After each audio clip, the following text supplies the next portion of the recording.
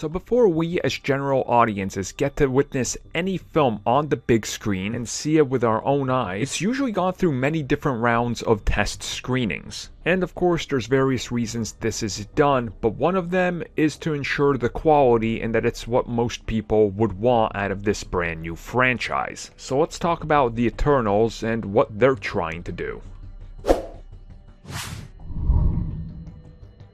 Marvel Studios must really feel lucky when it came to the Eternals because they never revealed anything officially like a trailer or a poster or anything, so the general audiences really don't even know that this film is something that's coming down the road unless they go to places like this where they're a little bit more tuned in. Now when it comes to Eternals, that certainly is going to be a huge undertaking, and Marvel hopes it becomes another breakout franchise like Guardians of the Galaxy, Ant-Man, Captain Marvel, and pretty much every other Marvel Studios product, but you never know. So Marvel Studios would do extensive testing of different cuts of this film to different audiences if it was any typical year. Of course, the last year and this year is not typical and things gotta change. So test audiences, we really don't know if they've ever had a full sit down of what in their mind is a complete film. More than likely not. So recently it was revealed by Chloe Zhao, who is the director of the film, that Marvel Studios and her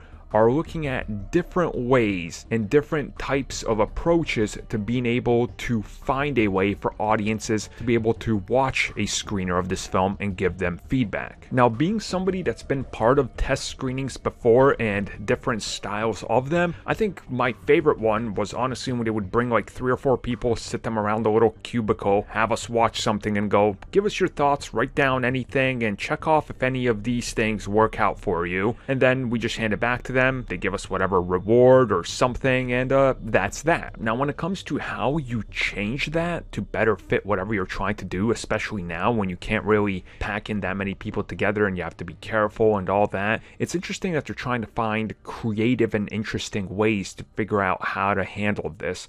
My guess would be you could probably handpick people and have them enter one of these programs that like video game companies use, and even films where it's watermarked, and on it, you know, it says like your name or something. So if you leak it, they know who it is. But sometimes, and we've seen this out there, people are able to take images of this from gameplay or something.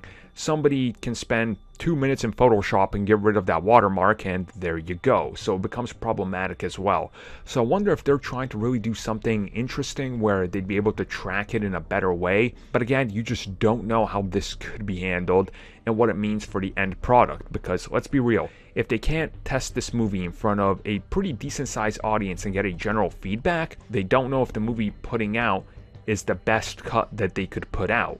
And that's always problematic with something like this where it's untested ground with such a unique franchise. So hopefully they figure it out and we hear something sometime soon, because the film is still scheduled for like less than a year away. So we'll see how that goes.